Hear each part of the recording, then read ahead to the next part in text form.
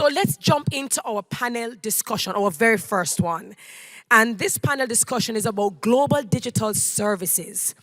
The National Global Digital Services Strategy 2021 to 2025 is positioned to leverage talent and technology as well as increase productivity and efficiency for companies that come to Jamaica, taking advantage of the critical path of MNCs that focus on digital transformation and increased utilization of nearshore and shared services.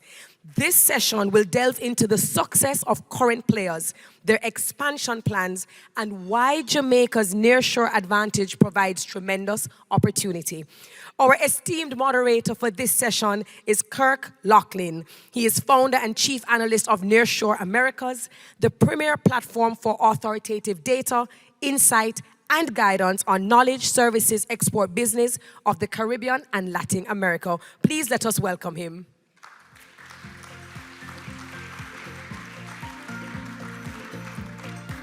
So this is Kirk Laughlin, our moderator, and our esteemed panelists who will be joining him. We welcome Anand Biradar, Delivery Head and Shared Services Leader, America Sagility. He has over 20 years of experience in strategy design and execution, business development and expansion, organizational development, leadership, and business management. This is Anand Biradar. Our next panelist needs no introduction for those of us who know him. He is Yoni Epstein. Mr. Epstein is an entrepreneur and founding chairman and CEO of the Caribbean's largest homegrown CX provider, ITEL. He is a leader in modernizing and growing Caribbean's global services industry. And in fact, he is ranked among the 50 most influential executives for the Latin America and Caribbean region. Welcome, sir. Last but not least, we welcome Kishman Spence, Executive Director, KPMG-JESS.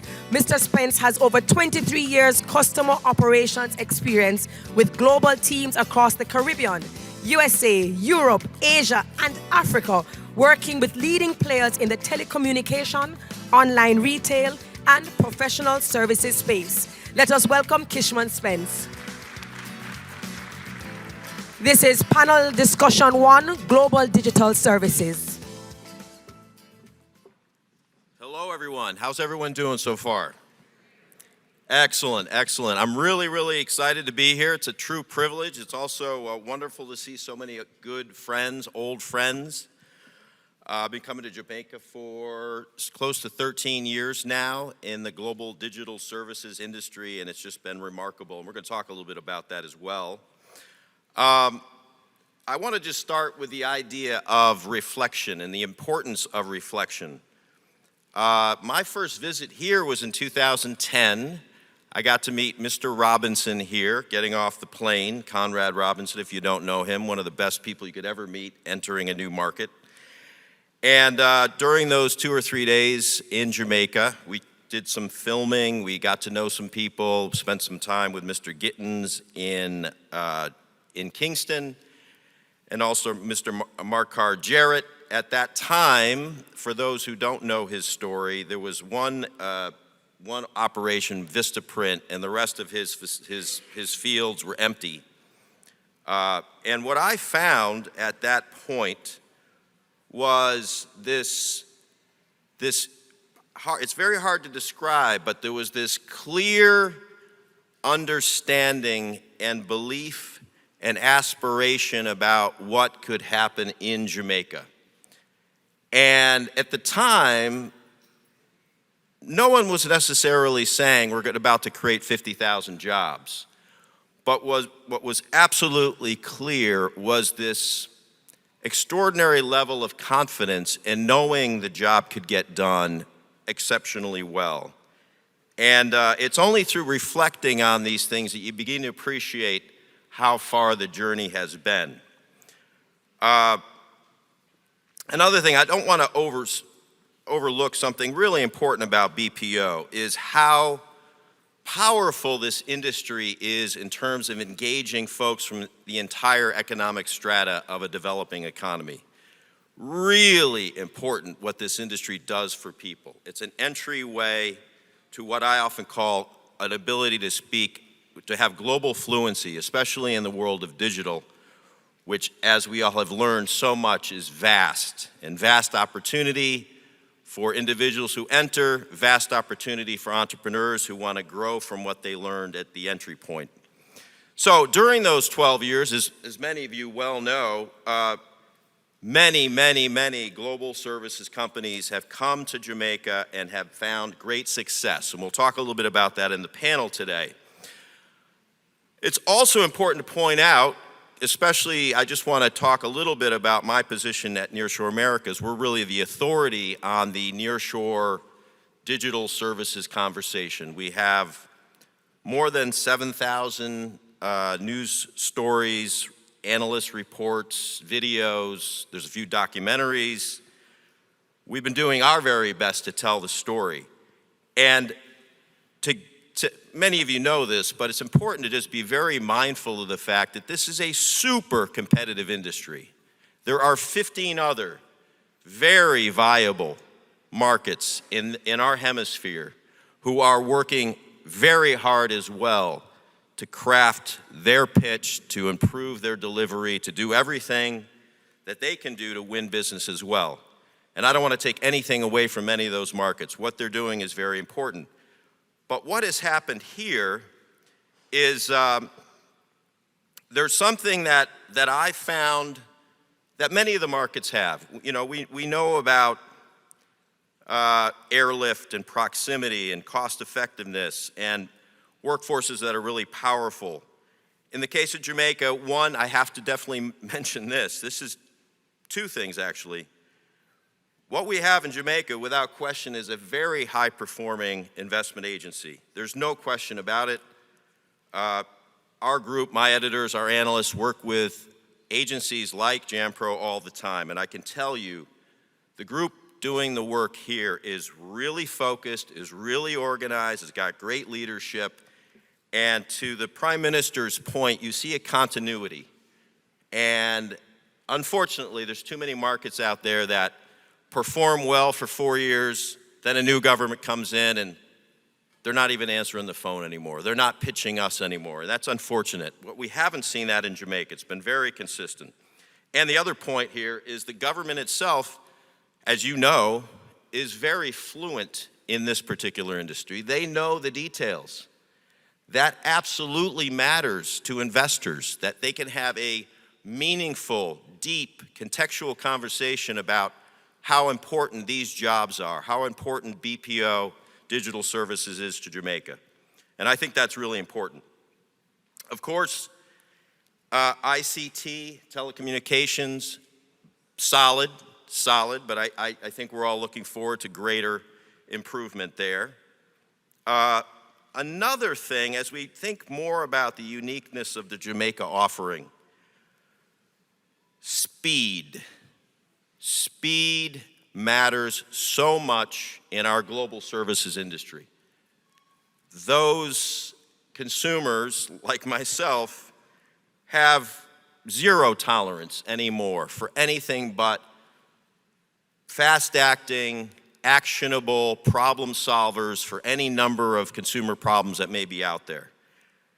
Jamaica has that talent, the speed to adapt to global business. We see it time and time again. So many of these things are fairly, some of these things are table stakes for some of these other markets I'm talking about. But I think the most consequential qualification is the inexhaustible pursuit of the business and the business opportunity. There is, as Terry spoke earlier, I love that word, vibrancy, and relatable. Those are uniquely Jamaican characteristics. I even think, I'll go as far as to say they're unique even in the Caribbean, because there's a humbleness that folks from Jamaica bring to the table about delivering services to global clients, and that's very, very powerful.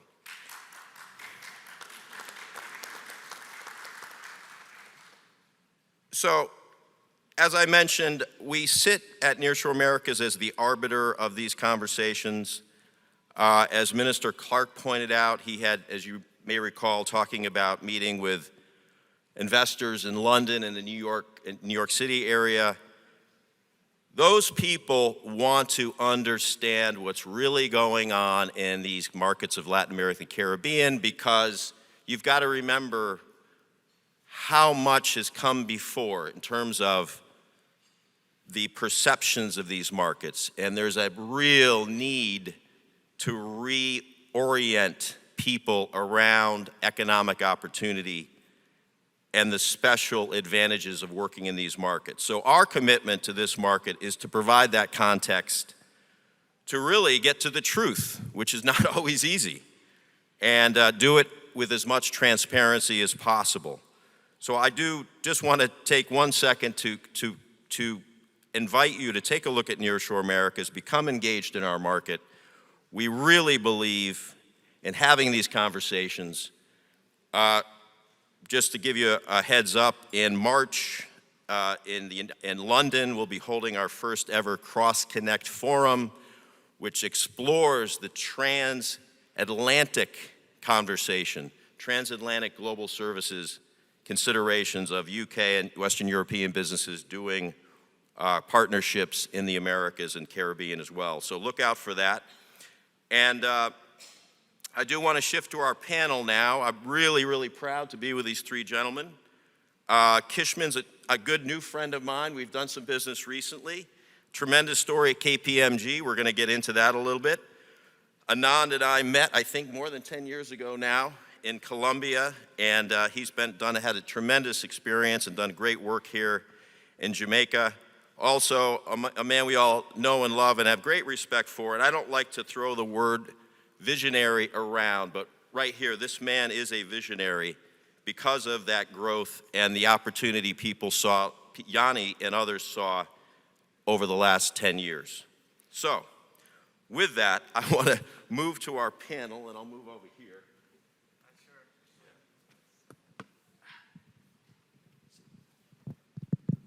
All right, great.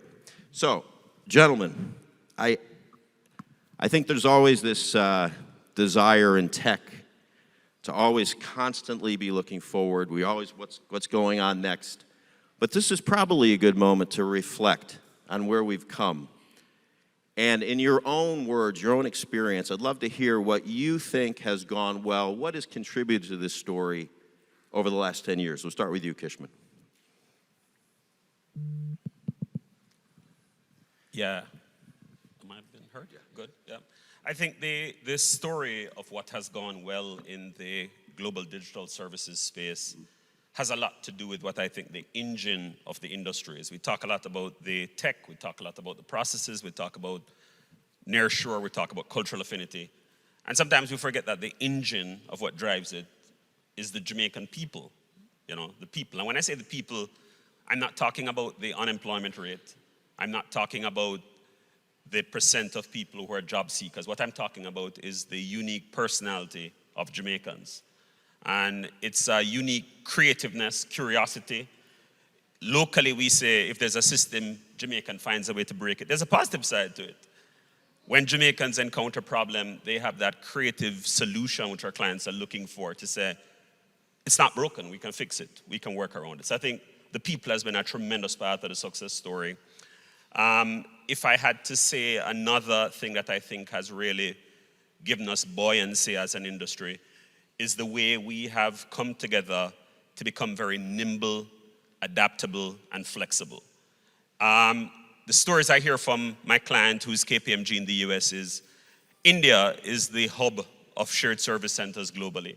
And when they go to India, they're told, this is how the thing works here. If they say, I'd like to get a data scientist, the people tell them, sure, no problem, it takes 6 months. When they come here, we say, what do you want to have happen?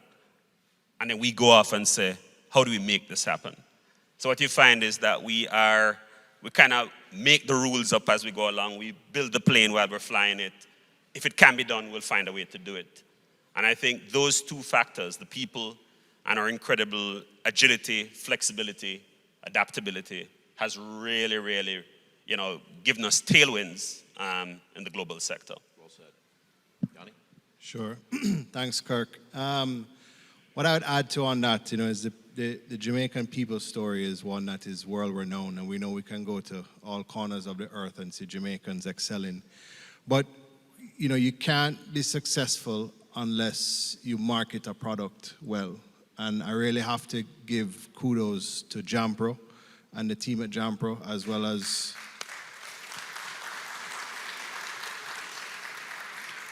as Gloria Henry sitting in the front row there. In 2012, after we saw ourselves relatively stagnant for a few years at about 12,000 jobs, we felt that we needed to get the Jamaica brand and the Jamaican name out there. And it's guys like yourself, Kirk, who thank you very much, and others in the industry that have really helped us to tell the story of Jamaica as to what the opportunities are, as Kishman said, from the front line and the management support in the industry.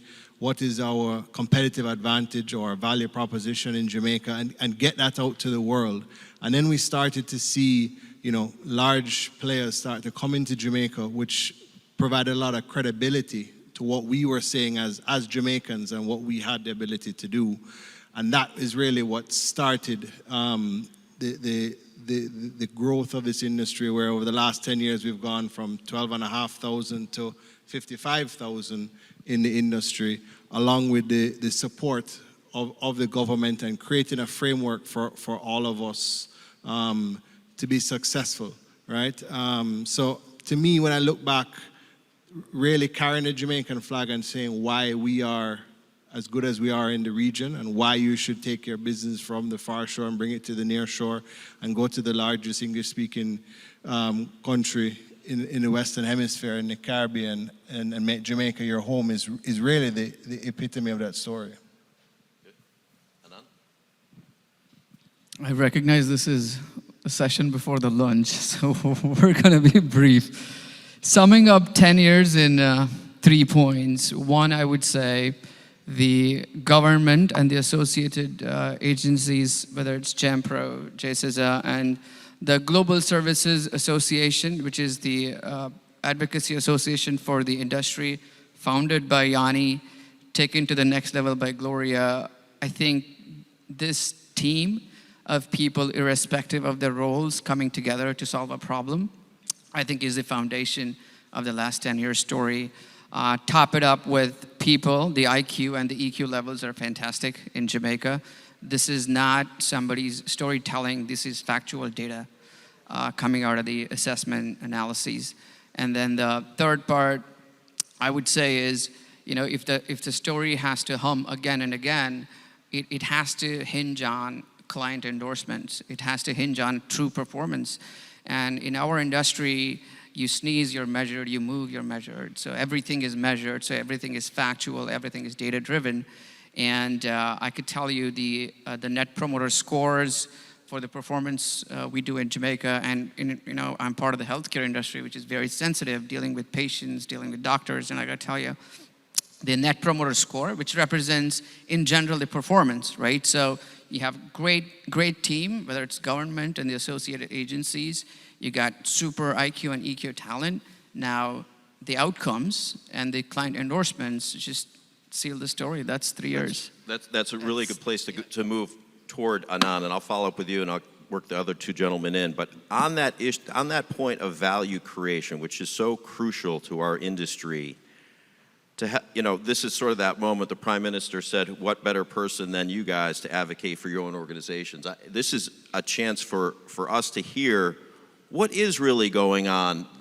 I think you all do pretty remarkable things, and you solve amazingly difficult problems, but do you have any anecdotes to help us understand, how brutal does it get in the healthcare industry, and what do your teams do to overcome these challenges? What stories come to mind for you? And you other guys, what are a couple of anecdotes I'd like to know more about? Go ahead.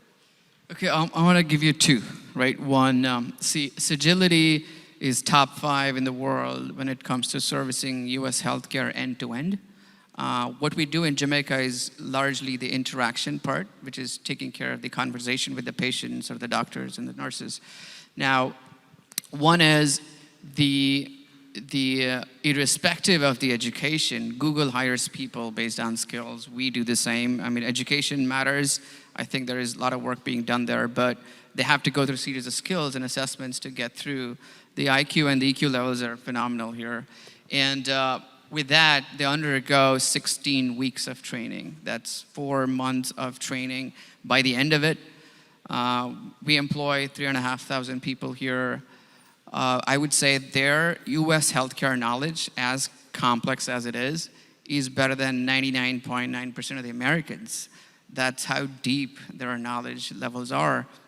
Now, starting from there, so the stories are, so you are talking to people who know US healthcare in and out, and they can talk to you about the complexity of the healthcare system and go through it all to solve, the pain point, right? And you're dealing with a mom who's really pissed at paying $1,000 deductible, which she thought it's not the case, right? So those are tough conversations.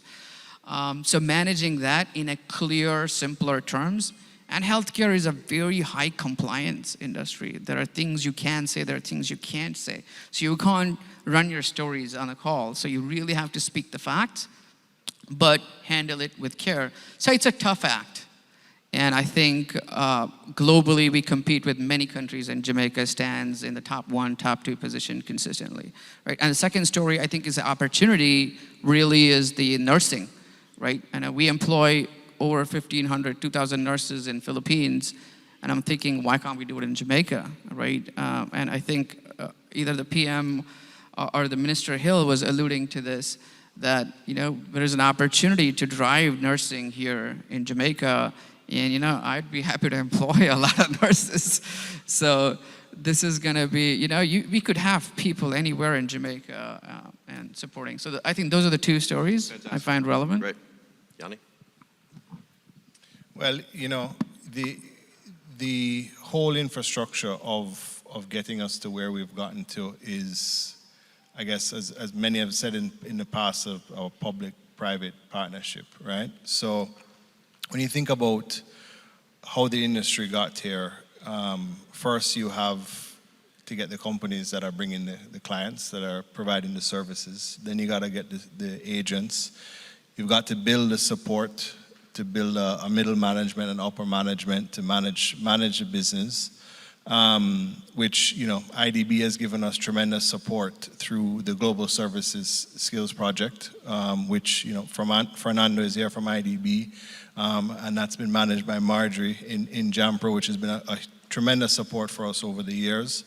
But when you look at infrastructure, like none of us could really grow and develop the way we have without infrastructure, and through the Development Bank of Jamaica, very cheap funds have been made available over the years for people to build purpose-built BPO facilities, because prior to that it was like the chicken and egg scenario, right? So when you look at that, and you look at the telco, and you look at how people have been developed over the years, I mean, that's really the reason altogether Jamaica has been successful, in my opinion. When you come down to ourselves, over the last 10 years, growing across the region, Jamaica being home with over 7,000 employees, with Jamaicans moving throughout the Caribbean. A lot of people say that, in many cases we are CARICOM at work, because we're taking Jamaicans that we've built and taking them to Guyana and to Saint Lucia and to Honduras and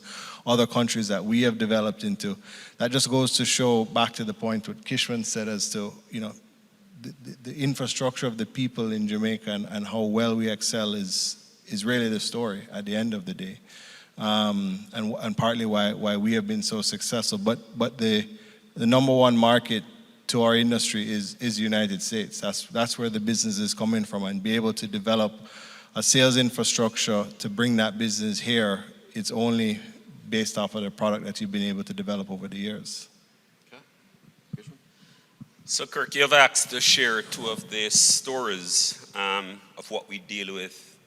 I'll give you one that dates back to the start of the pandemic, and I'll share with you a very current one. At the start of the pandemic, we had just transitioned the procurement operations business to Jamaica from KPMG-JESS. KJESS has only one client, and it's KPMG-JESS. KPMG-JESS is the largest of 145 KPMG member firms globally. 35,000 employees, over 100 offices in 50 states. And they packed up their entire procurement operations and said, Jamaica, here you have it. And the minute that team got set up, a global pandemic that was never planned for broke out. We were staffed for what was the ongoing demand. And they said, you know, KPMG Jamaica, we know you just got set up. You now need to handle procurement to take 35,000 employees and work from home, which means they need to have a kit equivalent to what they had in office. And we said, okay, let's do it. And not only were we able to successfully do that, but we managed from a performance perspective, which is crucially important because Jamaica isn't just near and has cultural affinity. Our metrics in procurement for a team that was just set up outpaced the team that was onshore in the United States doing this for decades. You know, so that's real world Jamaica. In January of this year, I was doing a presentation to the national partner of operations in the KPMG-JESS business. And he said, you know, good stuff. You know, how do you guys think you could manage our most pressing problem? And we said, you know, what's that? And he says, data.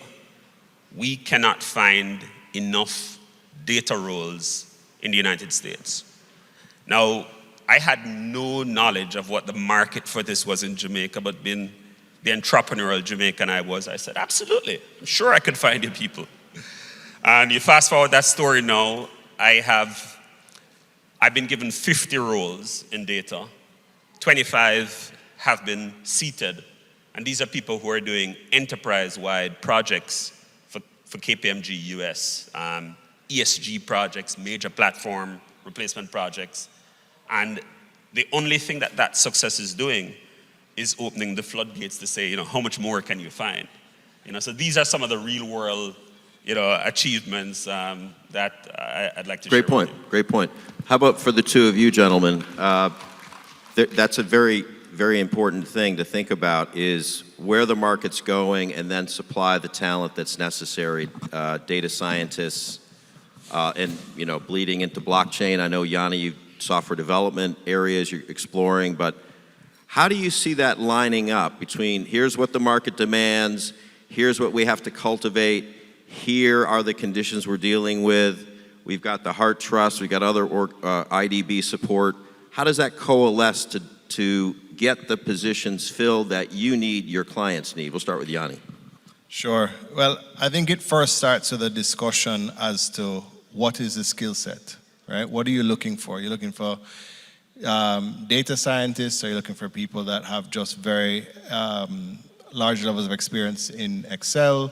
Are you looking for analysts that are going to take the data and analyze it for you? And from that, you can then determine what is the skill set on the ground and where you can focus your energy to output a number of people. Now, we know that these are not opportunities that are going to bring us thousands of jobs like a traditional call center, customer care, or sales position, but these are positions that are what we would call higher up the value chain that provide support not only to that business unit that has the thousands of agents on it, but you can have a micro business unit that is focusing solely on providing those services, like what Kishman was saying inside of KPMG here in Jamaica. So, you know, when we look at that, we look at all of the markets that we operate in and see where we can provide those services from.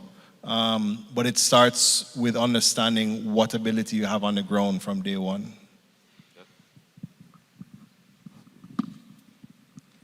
So if I got your question right, it's essentially how do you deal with the demand and the plan? Yeah, plan and how do you meet? future, Yeah, when right? when Cigna or whoever it is says, can you fill these positions?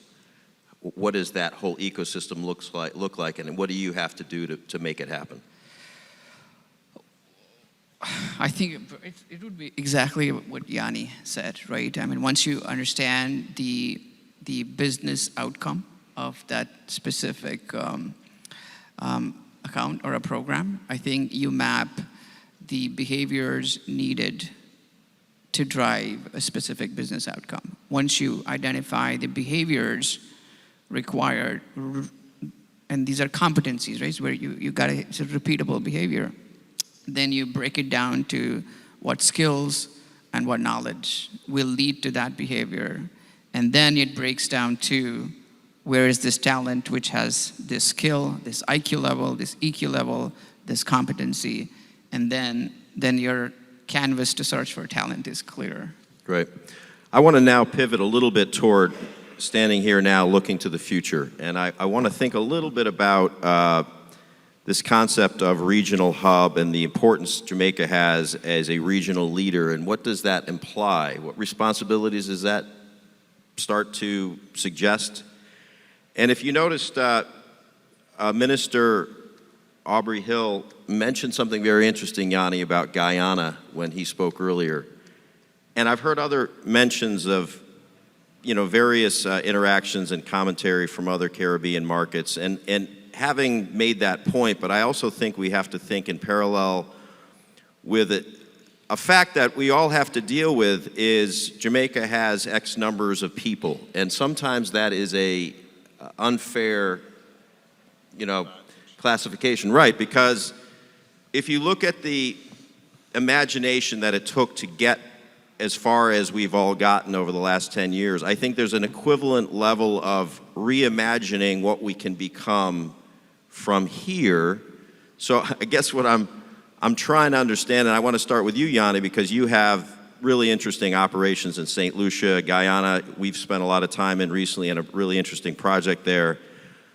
But having said all that, where does Jamaica, what is its role as a catalyst or unifier, and why I think it's so important is those decision makers out there look at a few data points, oh, it's got this, it's got this, it's got that population, okay, they're not going to look.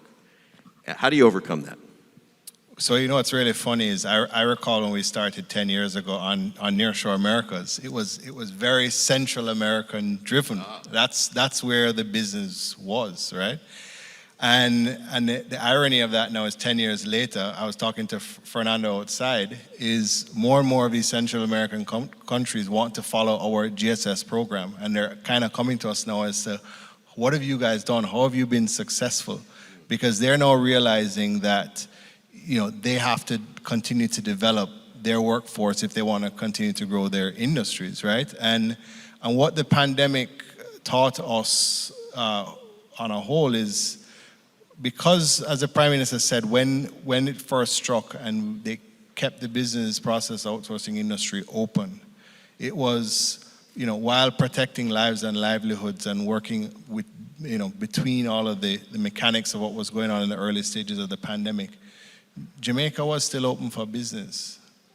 To the opposite of that, you look at the Asian markets, like 10% of their overall industry, over 1 million people, were actually operating. So companies were scrounging to look for where they could put services to be delivered. And Jamaica was a star coming out of that. And I think not only Jamaica, but this region was a star coming out of that, which is why, as I've always said, even in our business to our board and our shareholders, is that Jamaica will continue and the Caribbean will continue to grow. One, because companies are looking to offset their risk profile out of the Asian markets, right? Two, it comes back to what Anand said, the Net Promoter Score. The delivery and the service is there. So, with those two mixes, and you look at the infrastructure part and the technology and so on, and those are all table stakes that naturally will have to be there for it to be successful. So you add those two, is why we've gone from 43,000 pre-pandemic to 55,000 post-pandemic, and programs like the GSS project, which is preparing us to continue to have the filter of our frontline employees that are going to be the bulk of the industry, but it'll also allow us to get closer to that goal of taking our higher value services from today of about 25 to 30% to closer to 40 and potentially over the years 50%. And that is where you really create true value in the future of this industry. Okay, great. Kishman or Anand, do you have any comments on that along those lines? I think the point I would add on that is at KPMG, we also recognize that there is a regional opportunity, and I mean regional CARICOM, Caribbean opportunity. It's been quite advantageous for us because as a professional member service firm, we are KPMG CARICOM with offices in Barbados and Trinidad. And what that's allowing us an opportunity to do is to reimagine where we fill professional roles today in my organization. And it's an evolution. I think ultimately we want to get to the point where we're totally self-sufficient in the marketplace. But the honest reality is that today, the professional skills that I need are perhaps many of them thinking of migrating to markets in North America to find the jobs I need.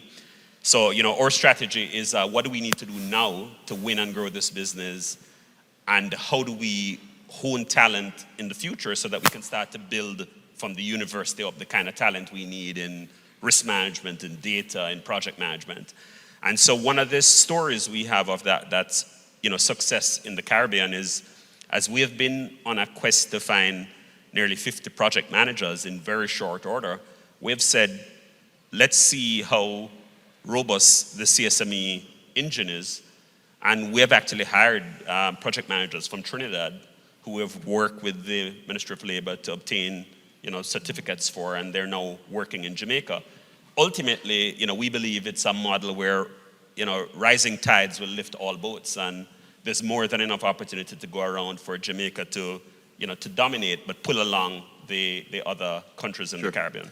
Great point. And I'll touch on one more point, and I think we'll close it out. But something I think, Anand, looking at the GSA organization and the long list of agenda items you have to deal with, something I think is super important, and Yoni, you may remember this a year or two ago, we had a question come up from the local press that was an interesting question, and it indicated to me perhaps there is, again, this is a perhaps there's room to grow in terms of the so-called general population knowing what this industry is really all about, and the entryway, as I was saying, toward career growth and global fluency and potential to go live in other markets and all kinds of things. Getting back to the GSA and your role, is that one of the objectives of your group, or to what degree is it important to your group that there's almost like a public relations effort to help people understand how important this industry is? And by the way, every country's a little different on this topic. I've seen a real variety of countries have great appreciation for the presence of these markets and these employers. And there's a lot of opinions out there. So I don't know, what do you think? Thank you for asking me. It's a very important topic and a question. I think I would say on a scale of 1 to 10, I'd put Jamaica at 6 in ability to really understand and appreciate what this industry brings. Numbers, to an extent, tell the story. 1 billion in exports, 6% of the GDP, arguably. So it's a big industry, demands attention. But there is so much good this industry brings. So I will make 3 points, hopefully, to make it stick. One is the future of global digital services. As it says in the words, it's going to be a location agnostic business. It's going to be a time agnostic and maybe someday device agnostic. So that is the path. That's the path. It's inevitable path.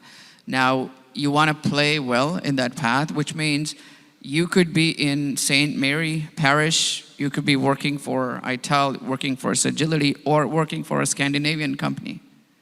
It shouldn't matter, right? Ultimately, we got to build in a way where people need to be educated, employed wherever they are, in whatever form and fashion. I think that fastest path to economic progress.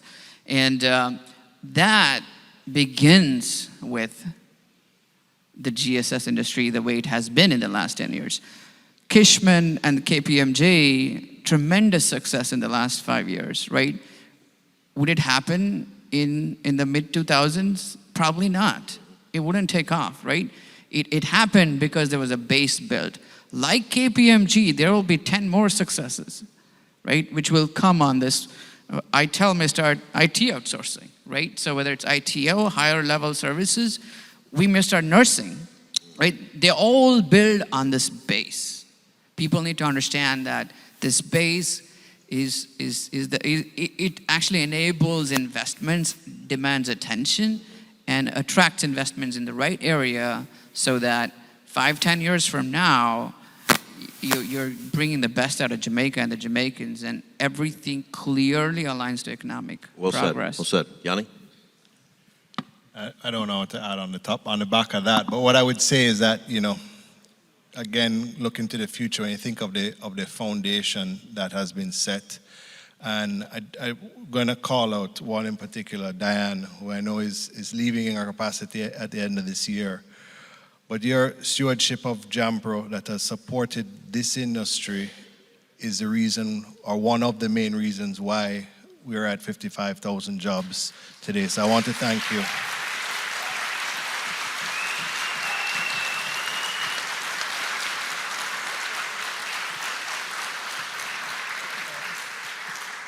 And in full disclosure, I'm a board director of Jampro as well. But I want to thank you for the job that you've done for not only Jampro, but for the sector and for Jamaica's success in this industry. And that is a big part of why we'll see continued success over the next 10 years in this industry. Okay. Kishman. Right. So I would take an inward pivot to that. I think a big part of how we've gotten where we've gotten has been the getting to market, the go-to-market. We've been able to start to convince clients, certainly in this hemisphere, that Jamaica is a viable shared service BPO location. I think there's another challenge for us for the next 5 years, and it's convincing the Jamaican workforce on the diversity, challenge, rigor, robustness of the multitude of careers that exist in it. I think today one of the challenges is that folks hear shared service and they have one image that comes to mind. And I think what I've learned in my 20-odd years in this business is you name the career and somewhere in one of our business it sits. It's a gateway to a career lattice. And I think that's the message that we've got to figure out how to instill in the marketplace. Well said. I love these power-packed, concise conversations. I want to thank you, gentlemen, for this conversation today. Thank you. I wanted to say one more thing, if I can. Can he say one more thing, Terry? Yeah. Is this on? Yeah, it's on. You're on. Okay, great. I have to say, when we came 10 years ago, the first person I also met to even contemplate if Jamaica is going to go through the pestle analysis, all of that, was Diane and her team at Jampro. So they did a phenomenal job. So 2 times to Diane and her team at Jampro. Thank you. Thank you. Well done. Thank you.